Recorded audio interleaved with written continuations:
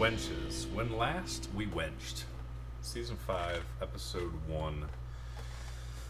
I didn't write down the title, but it's there on Discord. We started the season off with Anya, who had just been taken captive by Diabris. She found herself waking up face down on snow. Quickly realized that there was a log cabin behind her, and from behind it stood standing at a staggering 180 feet tall, was a platinum dragon, who I believe eventually introduced itself, you're not sure, as Bahamut. The platinum dragon ushered Anya into the log cabin, and after some exploring and some investigating, realized that there is some sort of mystery about this cabin.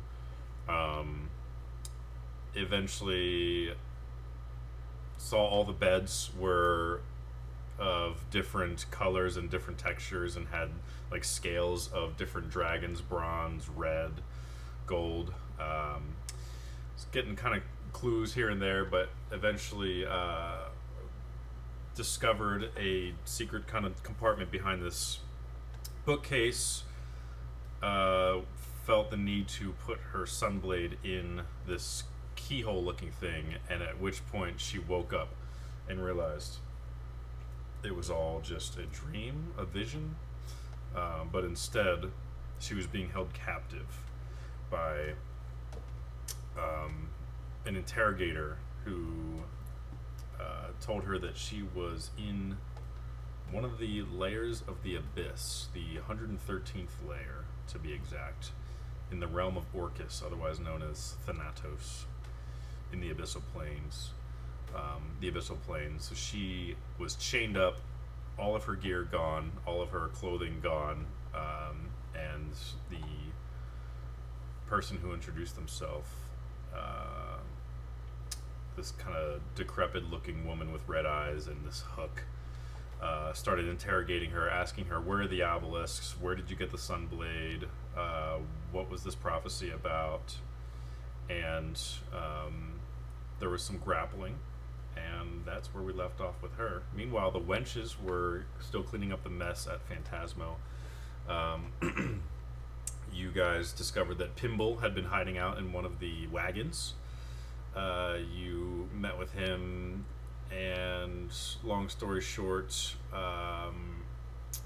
realized that the Sass father, not sure what's going on. Discovered that as you took some drinks of ale, it tasted as if it were poison and affected you as if it were poison. And so do with that as you may, but basically you guys just did some planning and plotting your next move on the map. You did receive communication from Anya through the toe rings, so you're noticing that is working across planes, which is good news for you. And that is where we leave off. I think we're going to start with... Let's start with the wenches. Minus Anya. Yeah, minus Anya. Wenches, you recently told... Was it... Diamor and Cabris? No. You told Arangelo and Lilith that to find a Twivel and say that she needs to get back to Phantasmo. She's the leader now, de facto leader. Tell her what happened and all that. I think you also were trying to get them to round up Mojo as well. Just all the Phantasmo people to get back and kind of recoup and tell them what happened. So I think Lilith and Arangelo teleported out of there. So they are gone. Pimble is lying unconscious on the floor, dealing with the after effects of the poison. He has a map on his big belly, and you guys were pouring over it.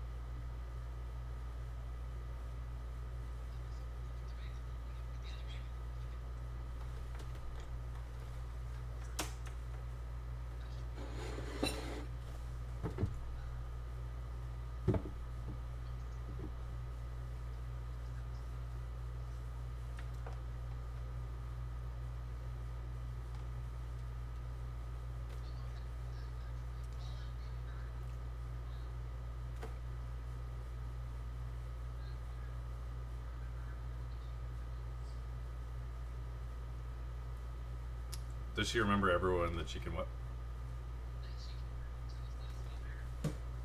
Yes.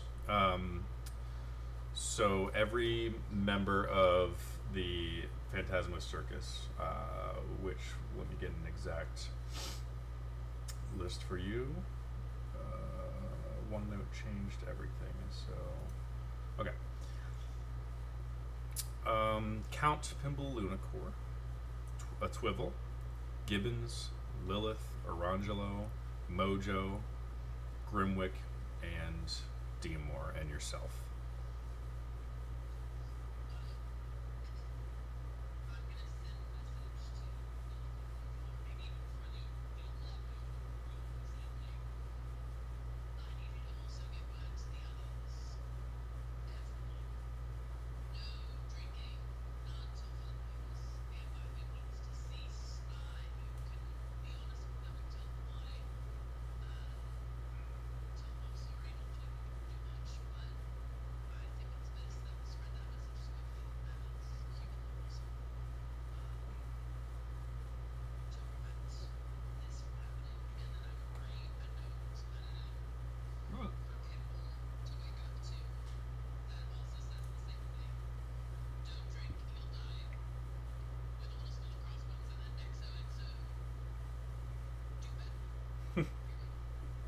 All right.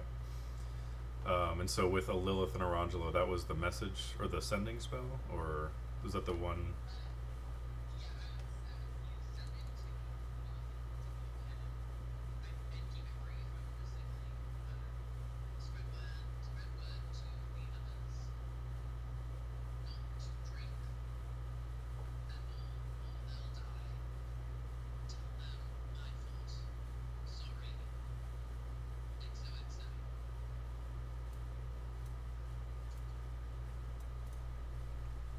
Are they? Is that the one they were able to respond to immediately?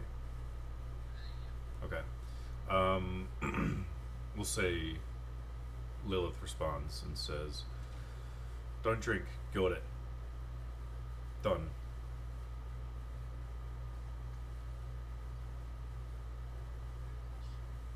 Mm-hmm.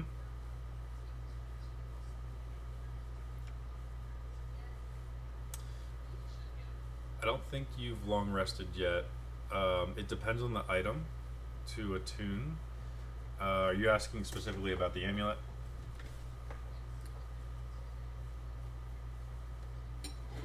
Correct. Yep, only three at a time.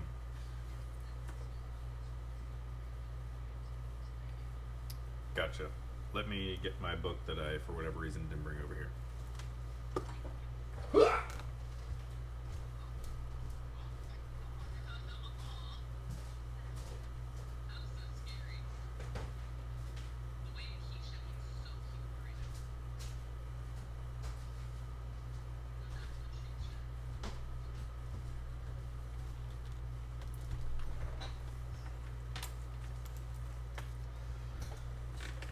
Okay.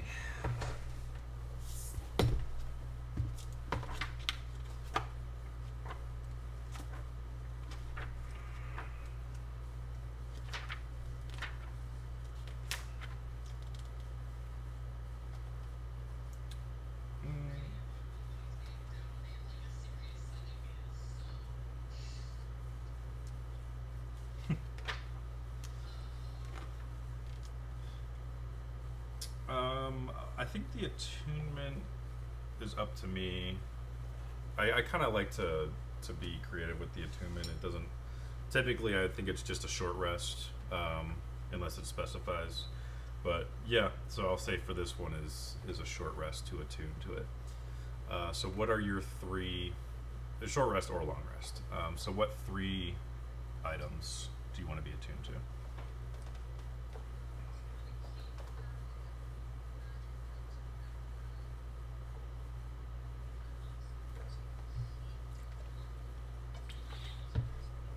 Okay. Okay.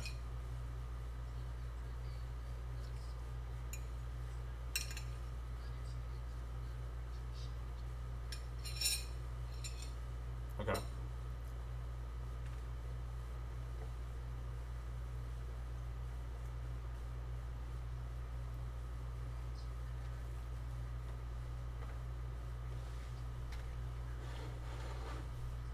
Abyss. Abyss. It's okay. I'm going to ingrain it.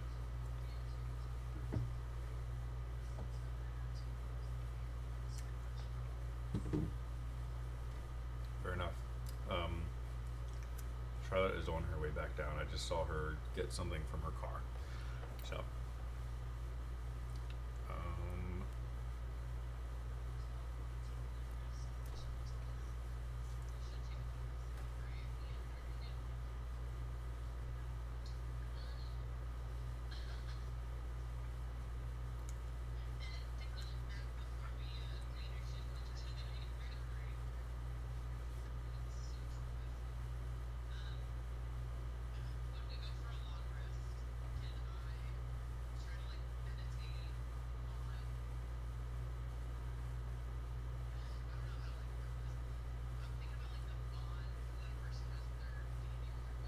mhm.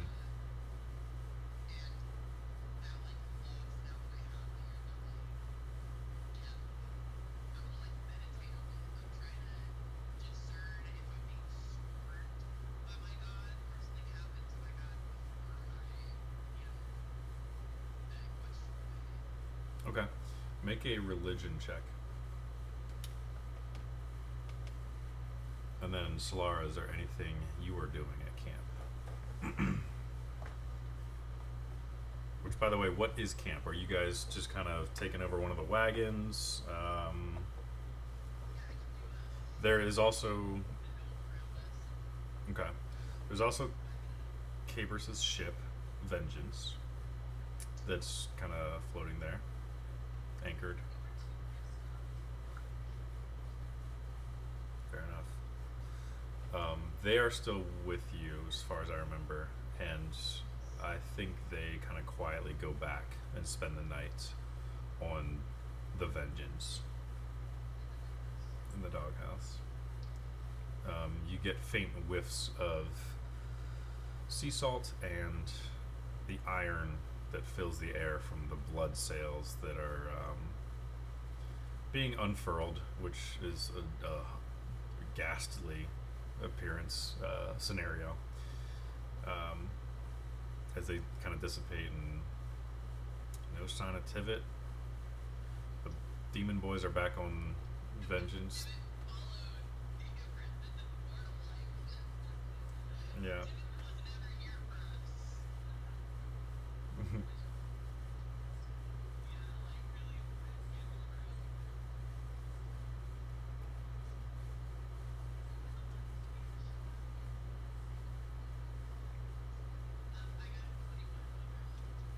Okay. You sit there at night. You create your tiny hut, and you are just kind of running your thumb over your Saz tattoo, which I can't remember. Is it on your? It's on Calliope's spine, I think. As yours is on your wrist.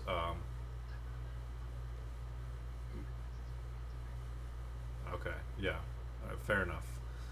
We'll say it's on your forearm. And if it wasn't before, then chaotically it moved.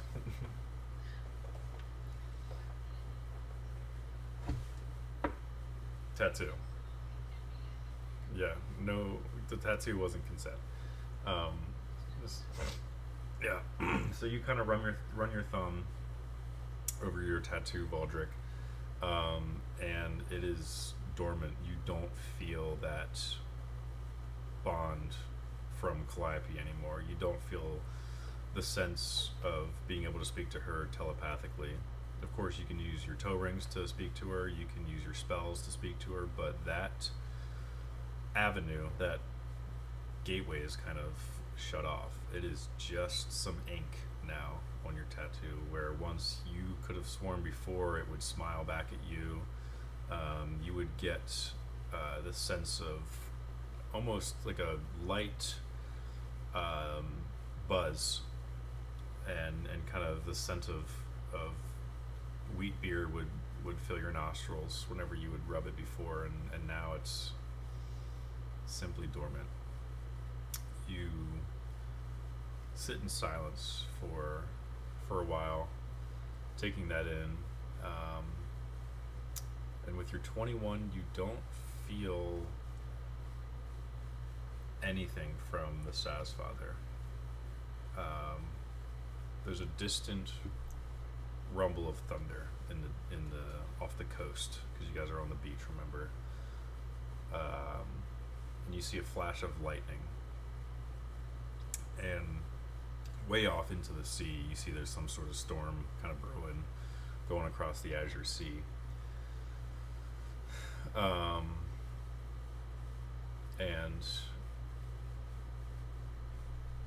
for a brief moment, Solara, if you're around camp, will say that you notice Valdrick's eyes kind of glimmer this blue, crackly glow before they go back to her normal eye colors. As Valdrick, you're kind of staring off into the storm, pensively. And you see some crackling, covering-like eyeballs before they go back to normal.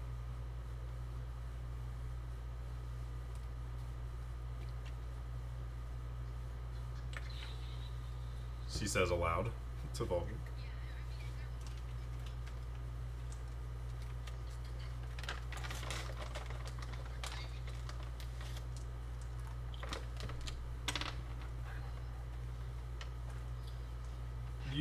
You've seen her do the thunder step before, which was cool.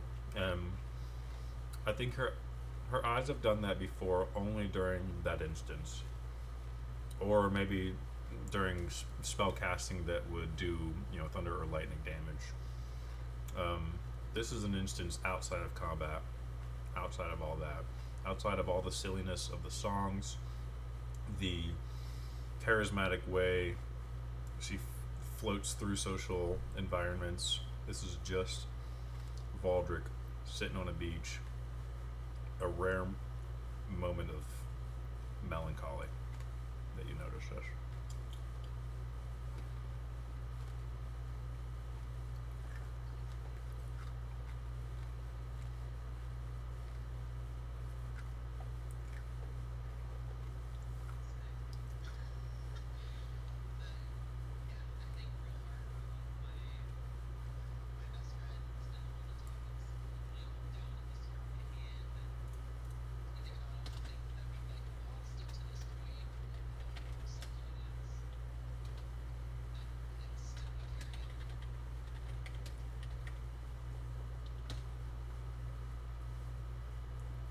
Still pushing on.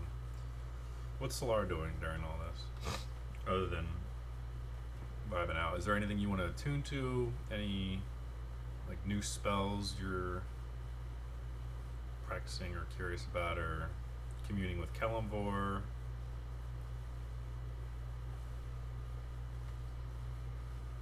Big tired.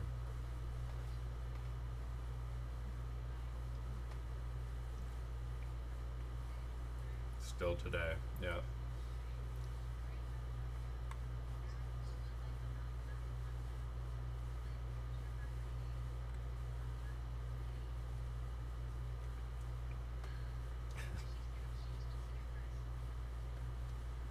Okay.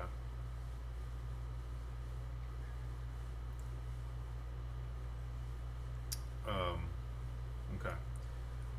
Both of you, Solar and Valdrick, hear some faint kind of whispering, and you turn to see Calliope kind of running her fingers slowly over this amulet and kind of muttering to herself, and you're like, oh, typical wizard stuff, don't really think anything of it. And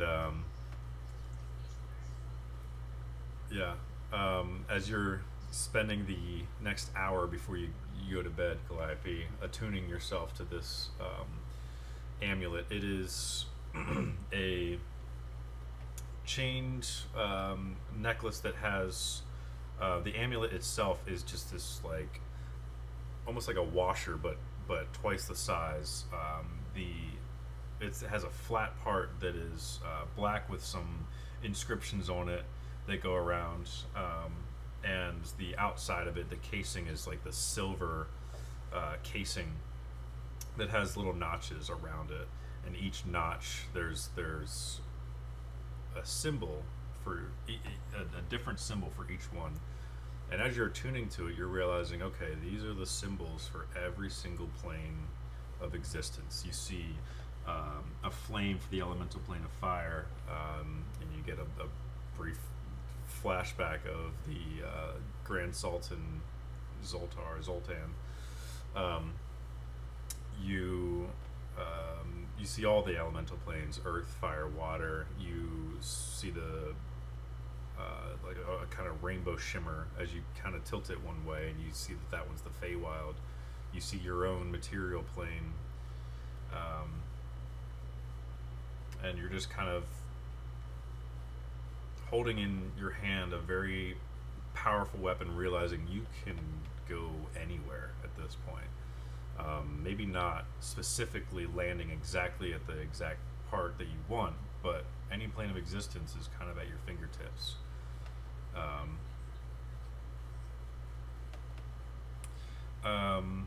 You do. There is a crevice, two ridges, and there's like a canyon, and you don't see the bottom of it. It's just that's the symbol for it. Yeah. Mm-hmm. Yeah. Yeah, it's on there. And it, as you kind of spend some time with it, it smells a little bit like, in today's world, what gasoline would smell like, and like weed. What was the other thing? Hold on. No, there's a specific scent that you smell on it, that you pick up on it.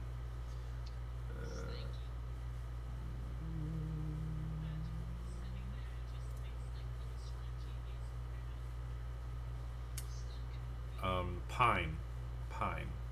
It's an odd mix of like pine tree and gasoline. It's this weird, odd mix. And you can make a nature check if you want to. Okay.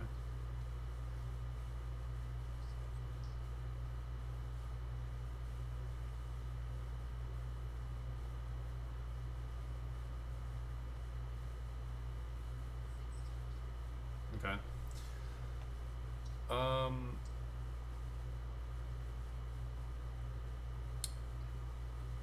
you maybe have read about Westweed, and though you've never encountered it before, you recollect reading in the book the specific scent of pine and like oil, this scent of Westweed. And you kind of chuckle to yourself as you remember a particular quote from one book that was talking about Westweed. The quote was, "If Westweed goes anal, your body goes planal." And you're like, don't, I don't know what that meant until now. And you're kind of like, oh my gosh. And it all comes back to you.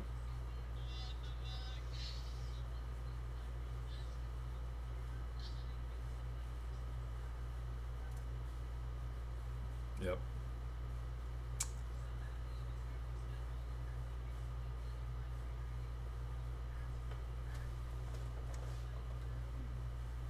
Yeah. So sheltered. You read about crazy adventures, but never would have pictured yourself in one. Um, yeah. So maybe you kind of sanitize your hands after you spend an hour with it. Okay. So that is your ladies' nights. Go ahead and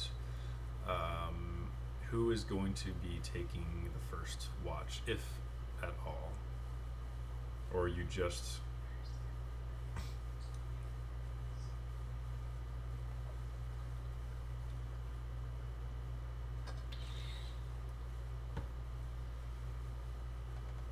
okay? The night's gonna take a while because there's only three of you taking watch. The boys kind of left and didn't say much. So, Calliope, go ahead and roll a perception check at disadvantage because you are doing this during your time of attunement.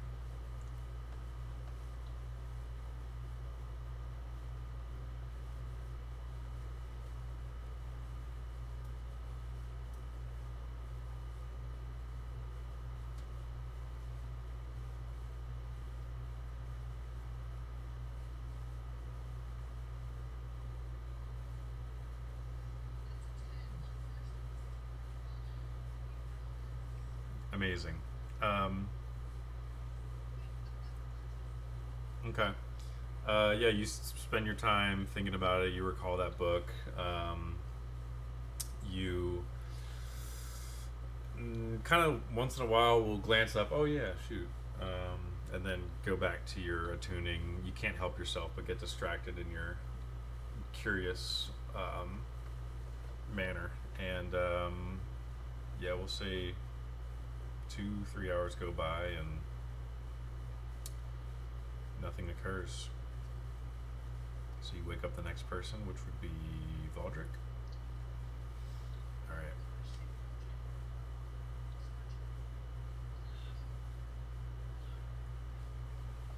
Go ahead and make a perception check.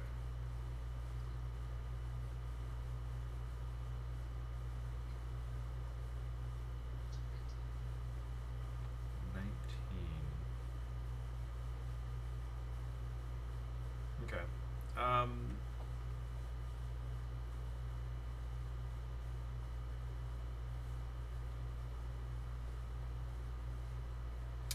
You hear some sounds of wildlife in the distance during your watch. Mixed in a little bit, there's a few more rumbles of that distant storm that seems to be passing through the Azure Sea. But other than that, nothing. You just hear the waves crashing on the beach, which is quite soothing. And then even over top of that, you'll hear some random wildlife, screeches or howls. But that's it.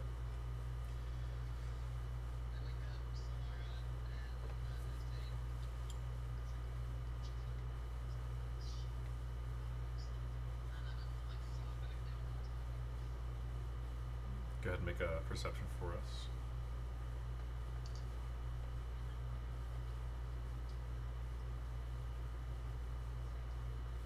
Amazing.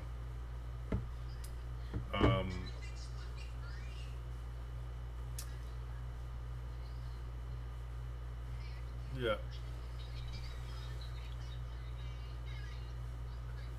That is exactly what happens. Valdric, you see her like coming to, and you're like, all right, she's good, and you just crash. You crash without confirming that she's getting up and watching, and Solara, you just fall back asleep. So you miss whatever's about to happen.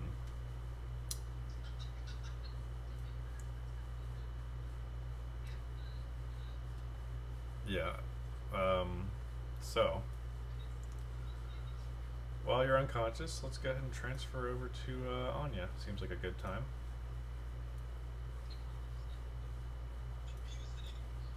Always. Hmm.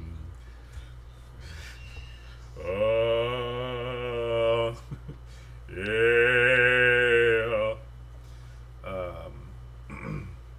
Who's the bald Capicura? Alright, so Anya. You are currently in a death grip grapple with this creature. This creature is, again, this thin, decrepit looking woman, thin, stringy hair, with red eyes, kind of sagging gray skin. And she has these two hooks, and she's kind of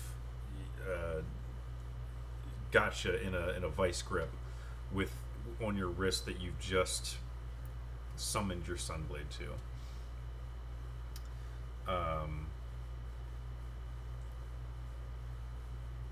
she's kind of straining as she says to you, "Drop the sunblade, or your father dies."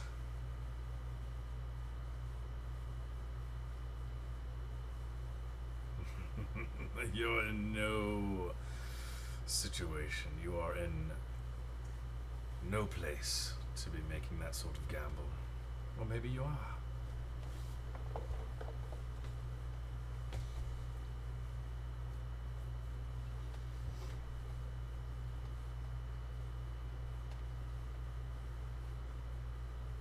Always. That's what I'm here for. I'm the ref. Tweet! You have tattoos and your toe ring. Okay.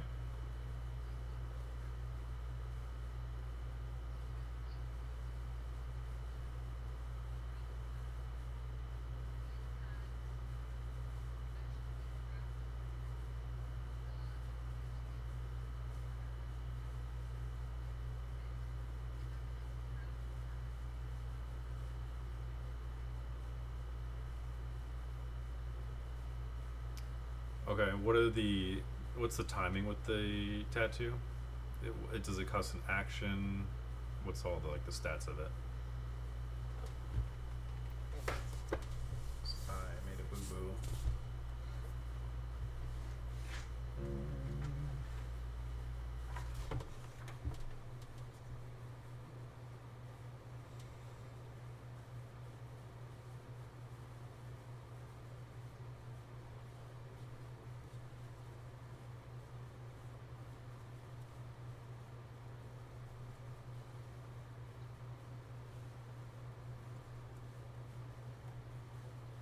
Okay.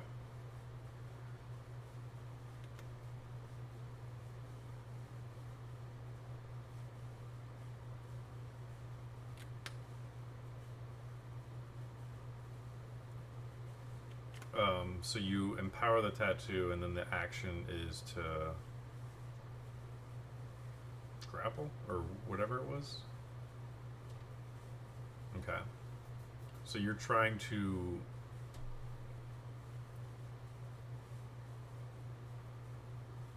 grapple her over top of where the sunblade would ignite. Okay.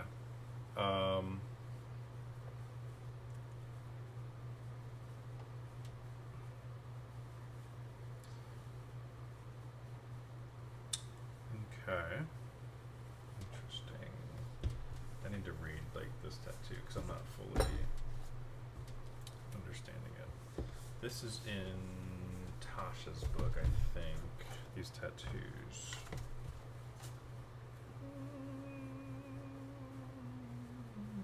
What's the tattoo called? Claw, something claw?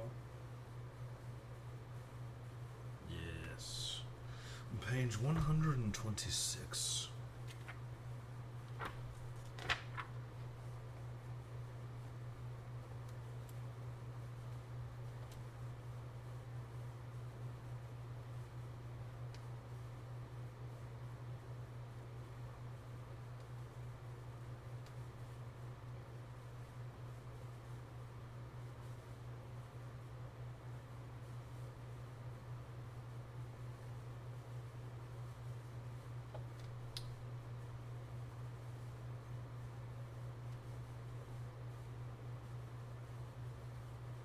Okay.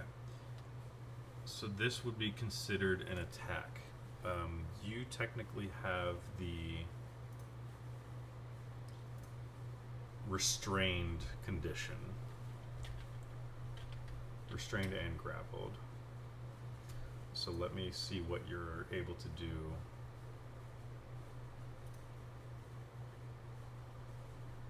As restrained. I don't think, let's see, your speed's 0.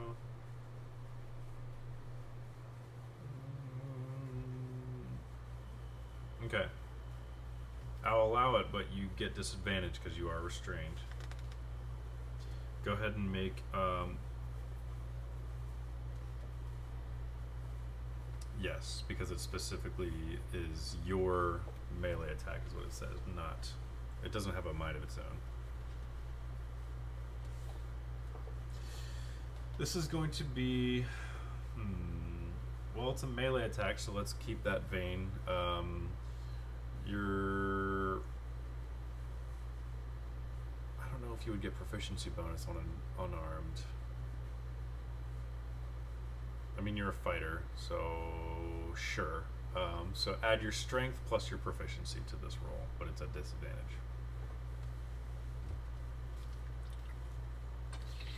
And you are using your sunblade as part of the attack, so...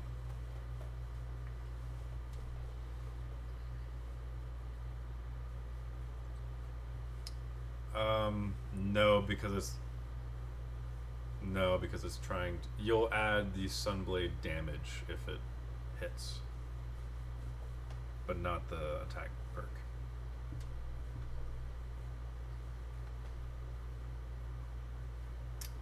Okay. I would say that hits.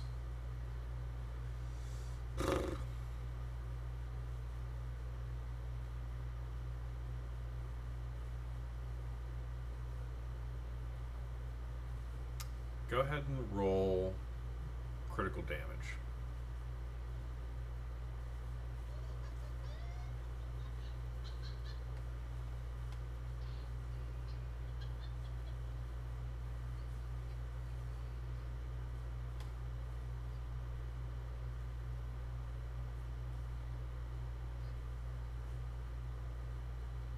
Yes, the versatile perk would be the one, would be considered one-handed.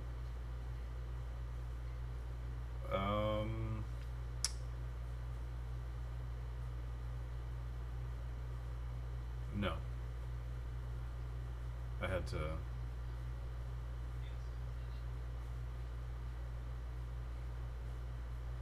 Correct.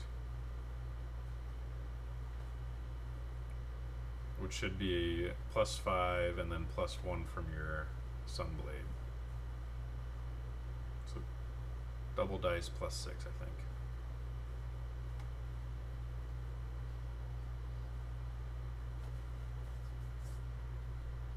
I'm holding.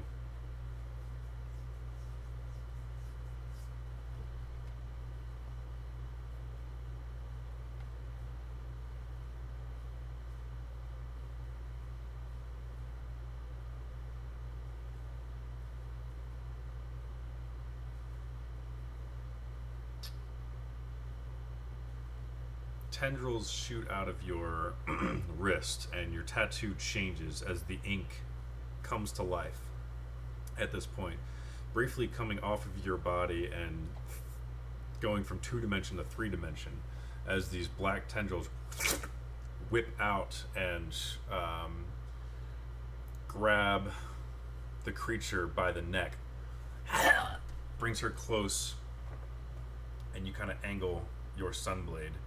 And as she gasps from the tendrils being wrapped around her mouth, a beam of gold shoots through her mouth and out the back of her head. And you're wondering if that did enough to kill her. You hear the clattering of her instruments on the stone, maybe not stone floor, as she goes limp now in the grasp of your tendrils. They slowly retract back into your wrist. You turn the sunblade off, and the creature falls limp and collapses to the floor.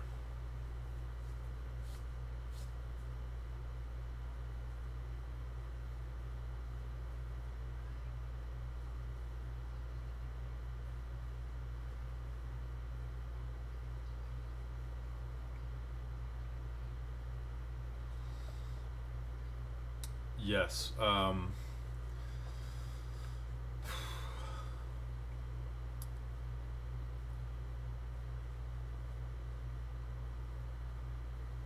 So we'll say, well, I'll make a DC, and if you fail, you'll gain an exhaustion point because of the way that it's grappling you and the nature of these necrotic chains. It's kind of anti-restrain. So what are you trying to do? You're trying to cut the chain with the sunblade.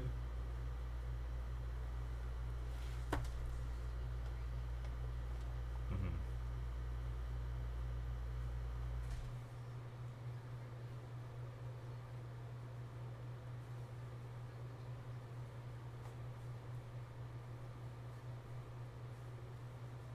Okay.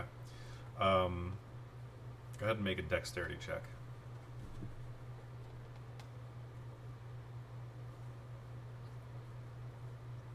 Yep, regular dex.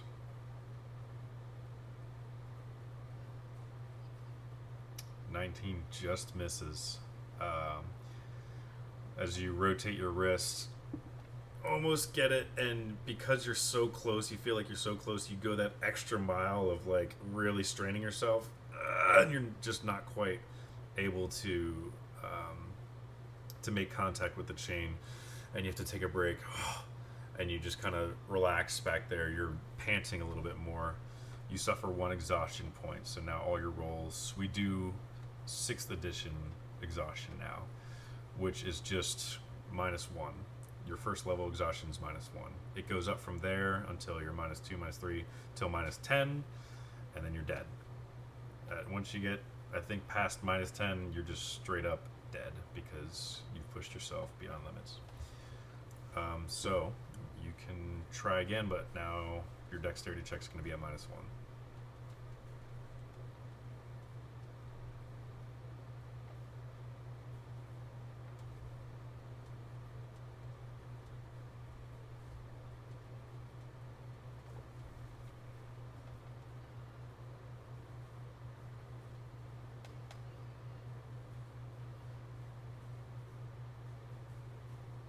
Okay, go ahead.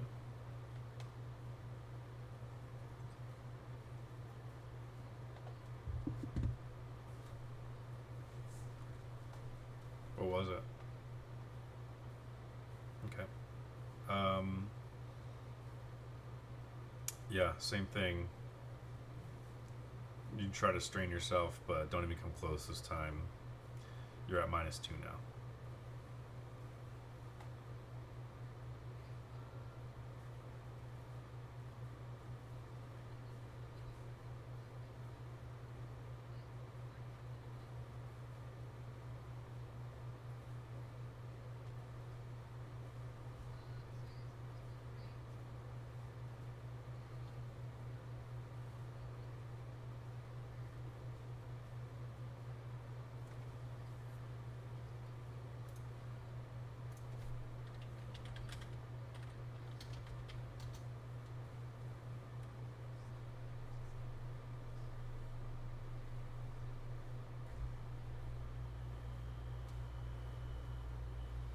Make a religion check. This will be at -2.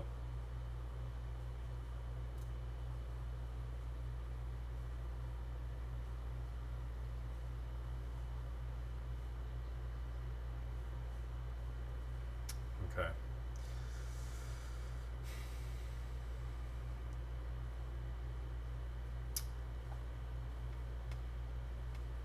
Your sunblade glows in your hand, but only the inscription of Bahamut as this kind of white. Think like the light emitting from the dark saber. This black light kind of emits from that inscription. Um,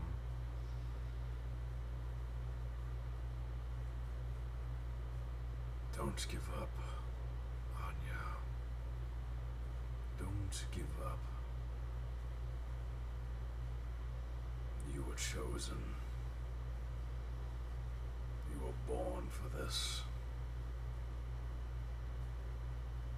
This is beneath you.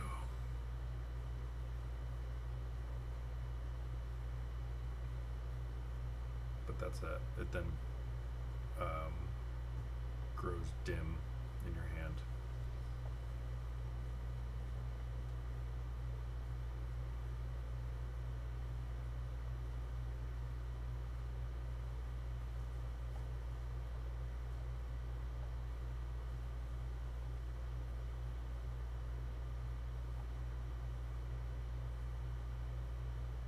The chains.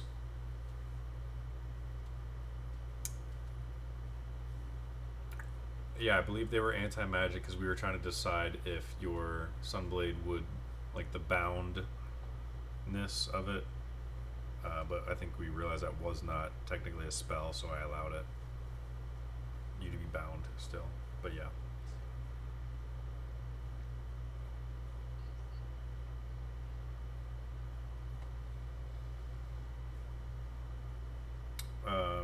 No, that just heals you. Yep, gotta sleep it off.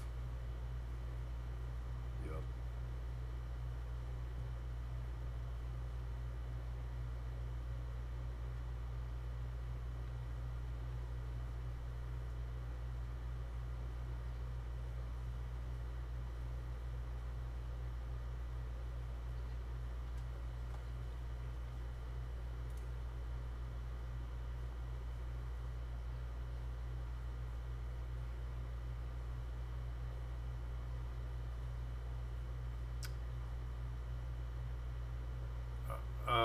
The cauldron isn't necessarily made out of bone. It's definitely, yeah. You're kind of in this like bowl, like this cauldron. Um,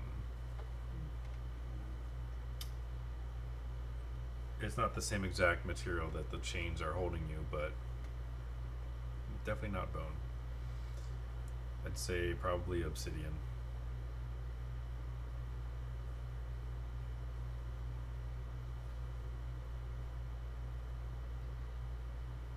Try to slice the obsidian.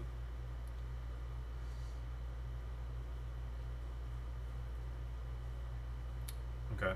Go ahead and make a dex check. Maybe.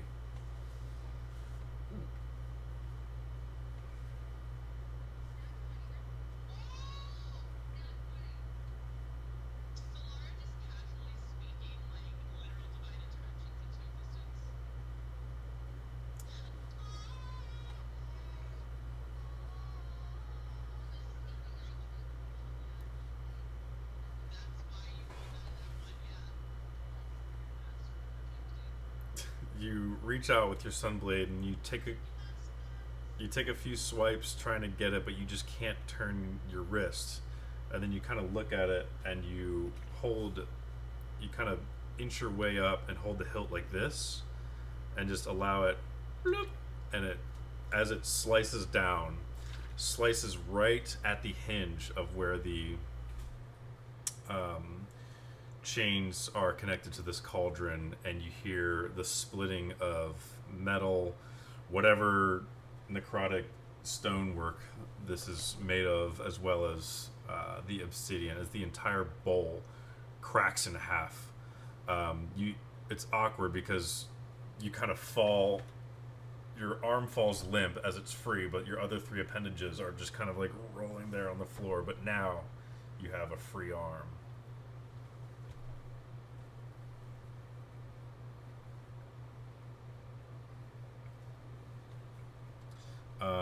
No. If you want to slice, you go ahead and slice your. You kind of check your other wrist, kind of wring it out. You still have the bindings on your wrist, but now you've sliced clean through the chains. And you kind of sit up, crack your neck, still fully naked, and you slice your ankles out. And now, wearing nothing but 4 bracers, your toe ring, your tattoo, and wielding the sunblade, you are free. You take.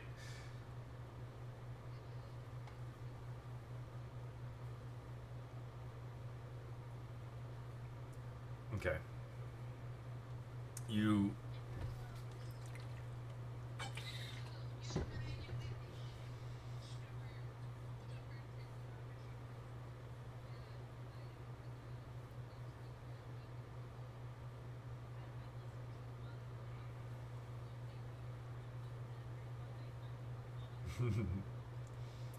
Okay, so you slice her head off. You quickly you're frantically looking around as you're pulling this armor off.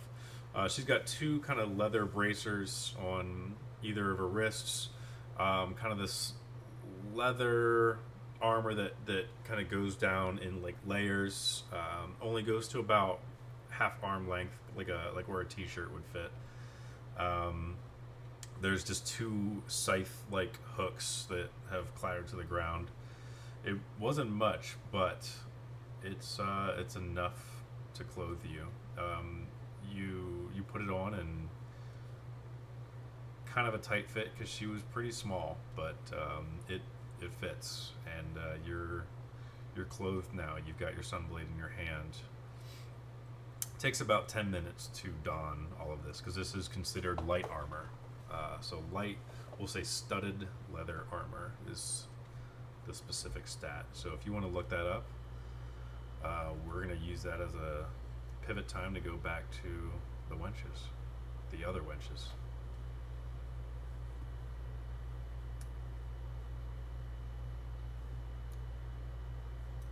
Solara, you fell asleep during your watch.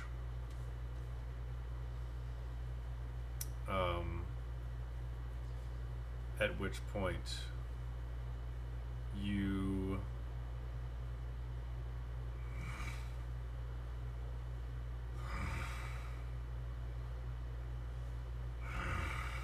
hear this like heavy breathing, and you feel like this hot breath, this steam kind of rolling over your face. You quickly roll over and open your eyes, and you see the face and the teeth of a dragon immediately. It is not Cookie. It is just quick glance, scales on its nose. You kind of it's right in your face. So first thing in the morning as you wake up, it's I mean, that face could be, it's about the head is a little, it's about the size of your head. um, you quickly scramble, and as you wake up you realize it is Tiernan. Yeah, I wanted to see how long I can mess with you.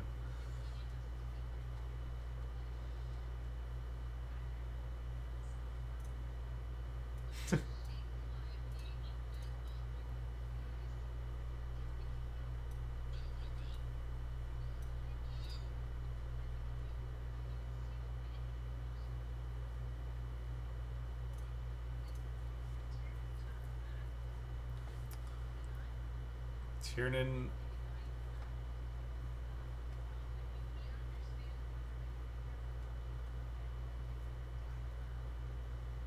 I,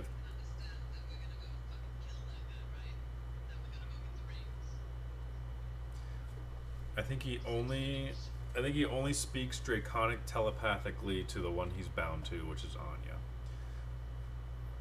So he can understand Draconic, which I think Calliope speaks. So you can speak in a.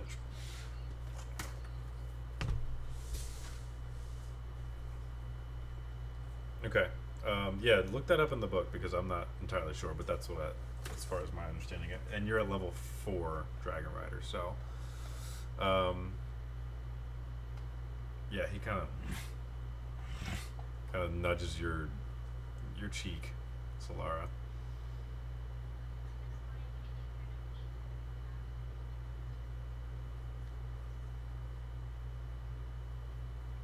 Okay. It's just Tiernan. He um, takes whatever dried meat you have in his teeth and throws it across the beach. Kind of stomps over on his talons to your shield brings it back over to you, stabs it into the beach, into the sand.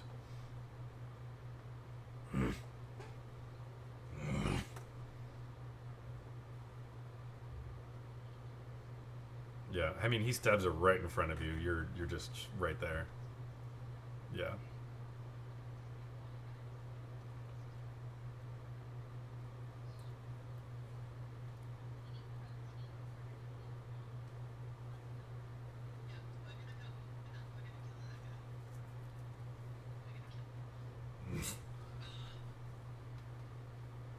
Okay. He can speak it.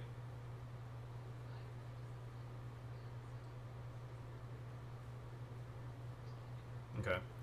I'm gonna play it until he can, which at level 5, this might be a little bit too much knowledge for you ladies, but he can polymorph at level 5 into a human. So I'm gonna say until he's at level, he can only, yeah, he can't respond in at least in common.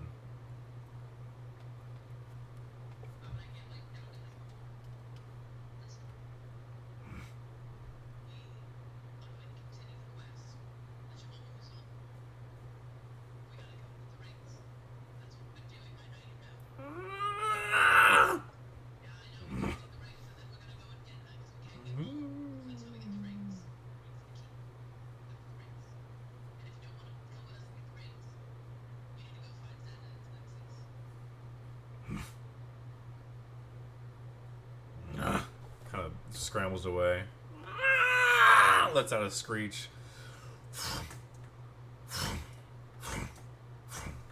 and begins to fly away.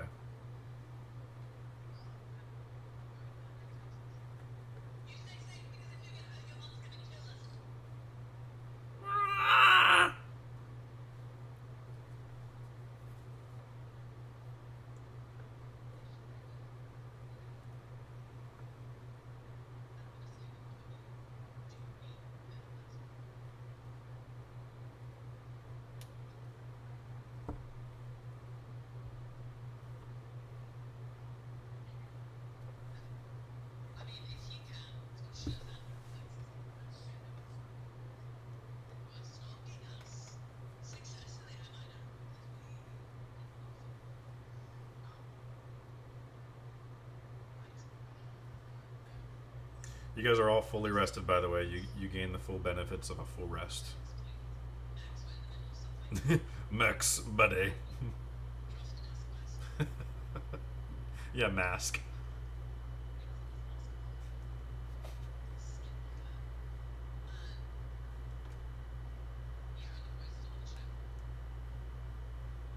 Yeah, you see Cabers now, fully Anakin Skywalker, just shirt off, muscles bulging, standing at the bow of the ship, staring off into the sunrise. Which, yeah, this would be the East Coast. So hands clasped behind his back, wide stance.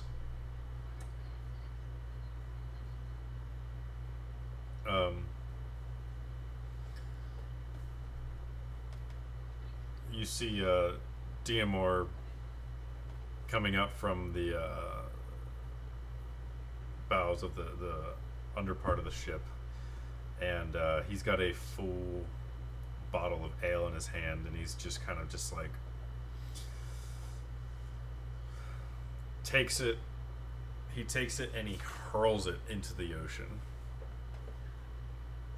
and he kind of lets out a Rah! As some thunder out of nowhere billows around you guys, but there's no clouds.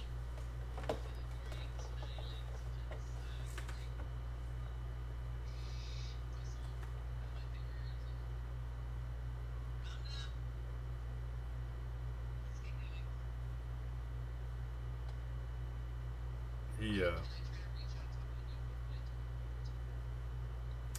sure.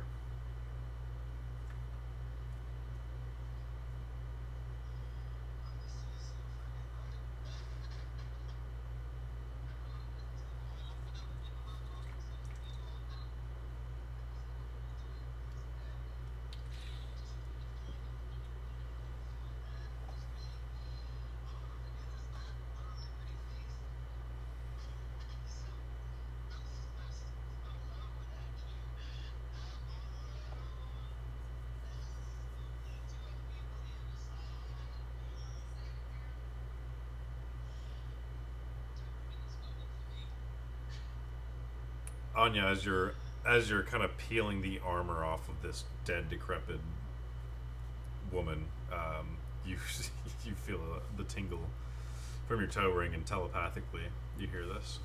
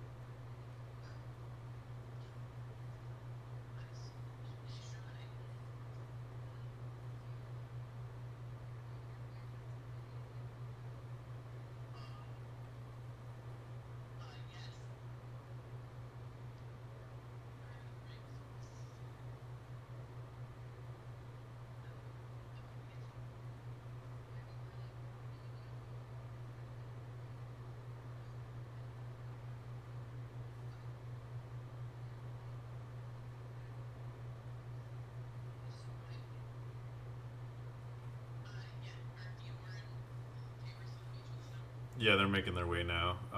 Cabris is kind of walking up the beach, putting his cloak on now, buttoning up his.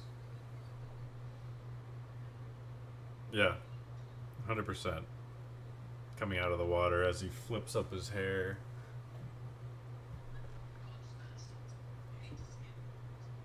Yep.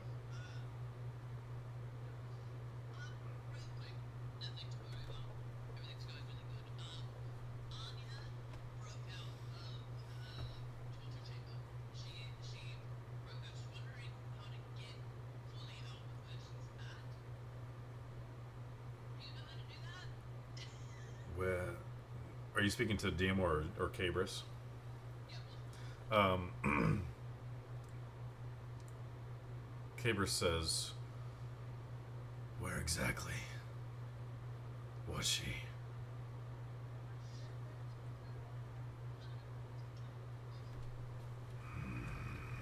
Kind of gives Diamor and Cabris kind of share a look. Um, the 113th.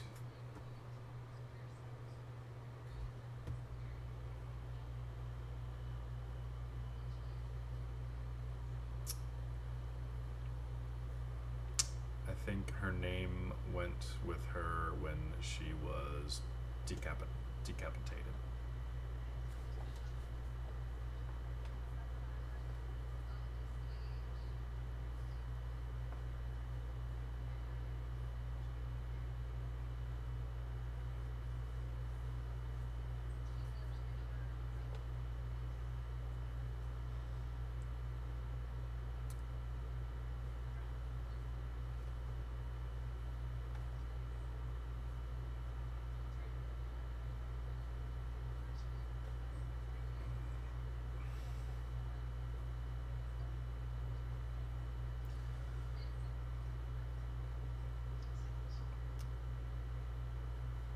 The 113th layer was not one that we were able to get to.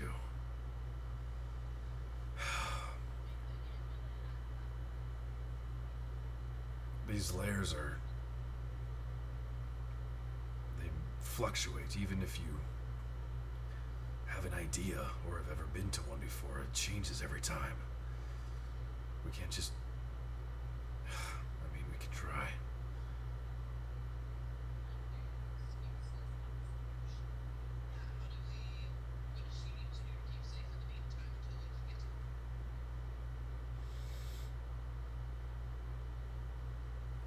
Is there anyone else around her? Is... I mean, is...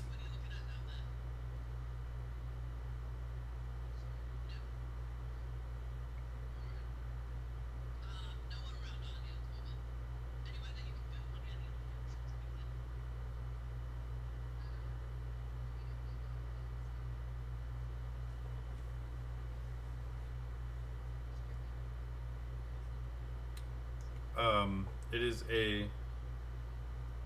She is in another plane of existence. So it is a circular room. As you're kind of looking around the room, you see the floor is... you're now realizing has this like translucent covering over it, but is made of like skulls, faces that have not quite been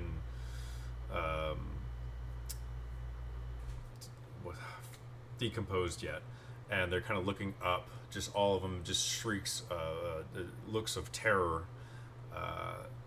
As this, you realize this entire floor is made of this. You look up at the ceiling, and it's kind of the same thing. There are chains with hooks all around this room, and old skeletons that have just kind of been tortured in different ways. You see different puncture wounds and different broken bones, all just kind of lining this room. And it's a circular room, just a doorway on the opposite end of the room. You don't see any of your stuff.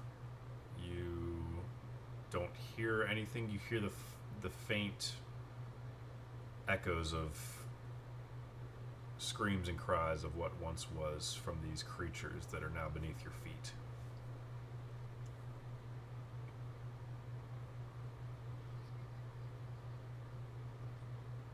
Yes. They're like muffled, kind of like echoes. Their mouths aren't moving, but you can kind of hear. It seems as if they're like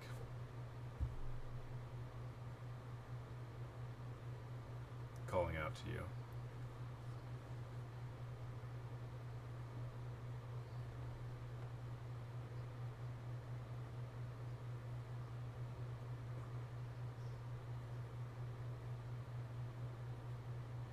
It's just a doorway. There's actually no door. Just a door frame of these like obsidian walls. Tell her to stay where she's at. We'll come. I don't know how this thing works, but...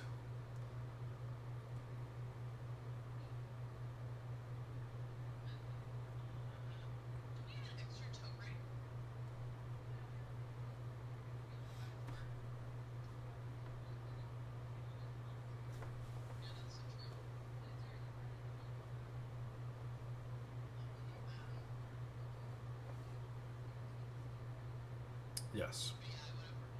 Oh.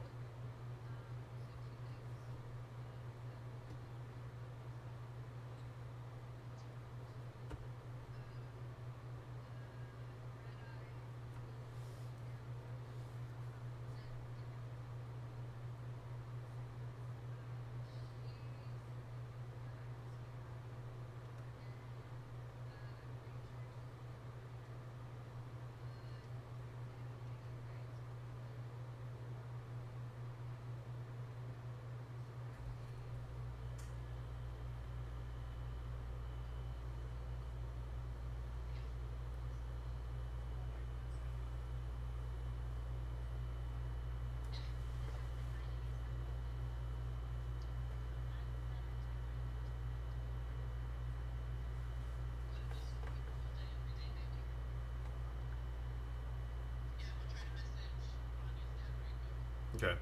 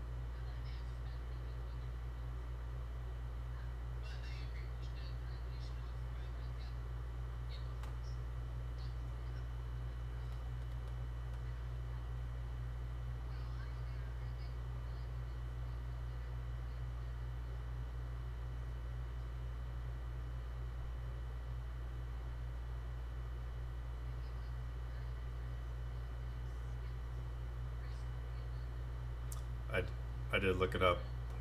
It does not have a cooldown.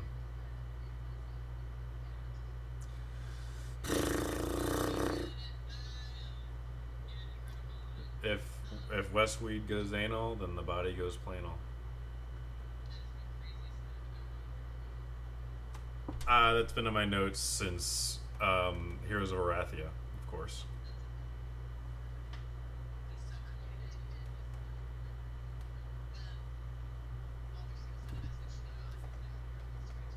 Okay, what do you say?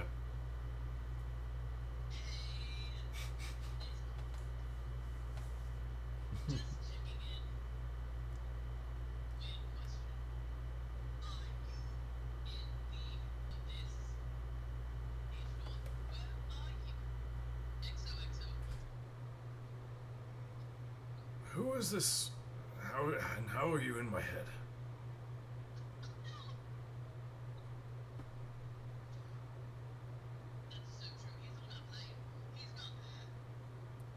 Valdrick, wasn't that a contract for you? No, wasn't.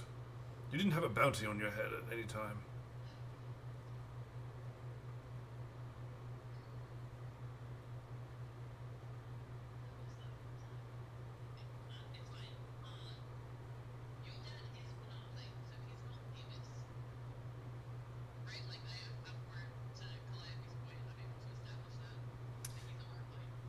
If it's sending, it would have to be.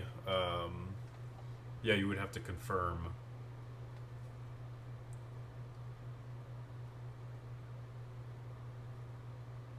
Yeah. Pick a number between 1 and 20. Okay. Yeah, he responds back.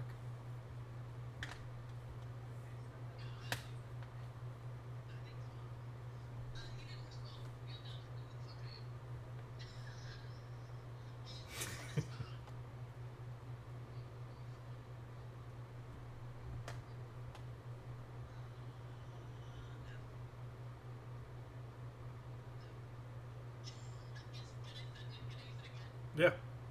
Mm-hmm.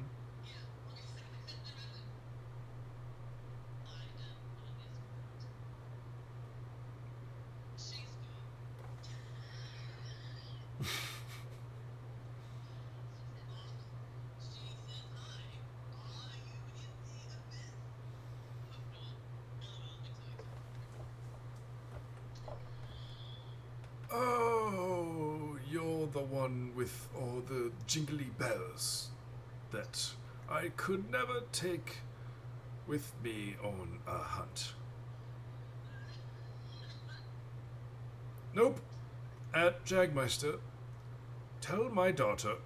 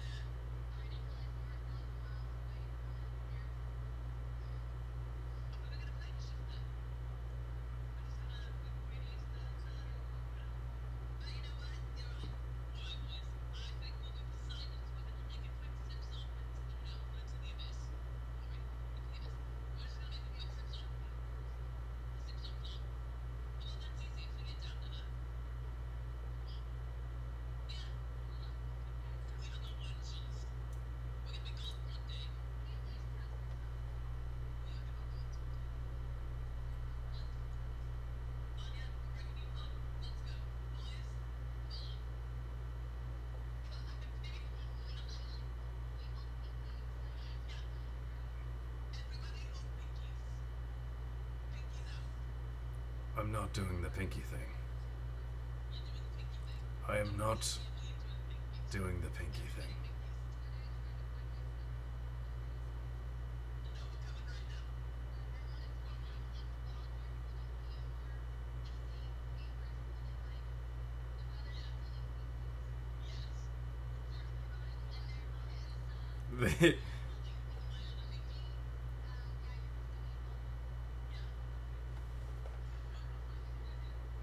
both of their both of their outside pinkies are holding the girls, but they're the ones where they have to hold each other are just down at their side. And Damor says, "I'm not holding his pinky. You cannot. I am not holding your pinky. I'm not hold. I'm not holding. I'm not holding his pinky either. We are not doing pinkies. I don't want to touch him. I am not holding his pinky. Fine, I grab his pinky."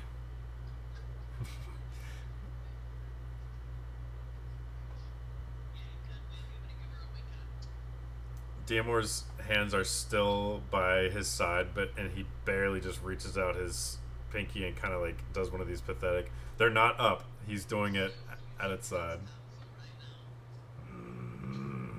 You hear a faint rumble in the distance, and are you doing Amulet of the Plains then? Okay. Intelligence 15. Yep. Yep.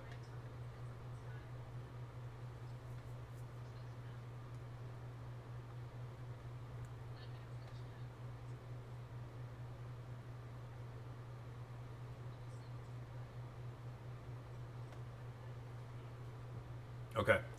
All right. So you cast.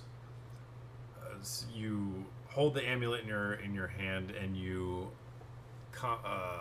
meditate on the thoughts of the abyss.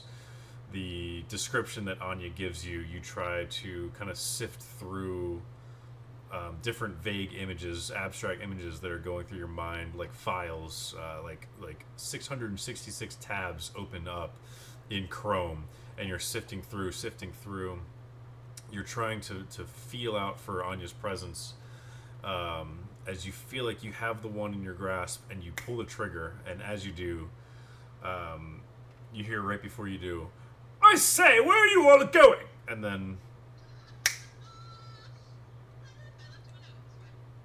he did not.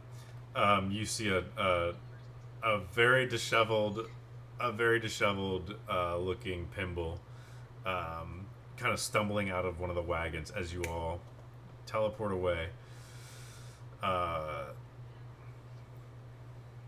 Yeah, as you actually all go inside the inner circle of the amulet, traveling through time and space. The swirls of different colors, now replaced with screams and cries of death as the distant waves of the beach fade away. You all land on this endless wasteland. You look around, and immediately the scent of salty sea breeze is quickly replaced with the scent of rotting carcasses. You look around, and you are in an endless battlefield of rotten carcasses from mortals, demons, celestials. You look up, and these necrotic storms are passing by over your head. The sky is a rich blood red, with the occasional black and gray, more mist than like bubble of a cloud.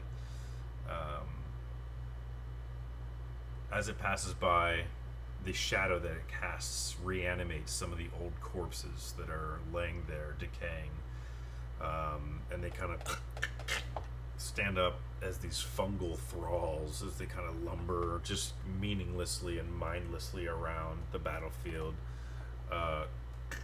one of them kind of walks by you. You think it's looking at you, but it just kind of walks by. Its jaw cracks and then falls off. It is like up to its ribs, like completely malnourished and almost decayed fully.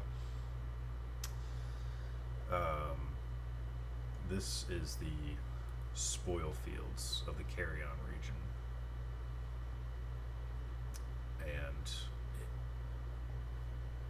And in the distance you see a spiraling like a vine around it, almost like a vine of corpses, spiraling around this obsidian tower in the near distance. And that is where we will end tonight's session.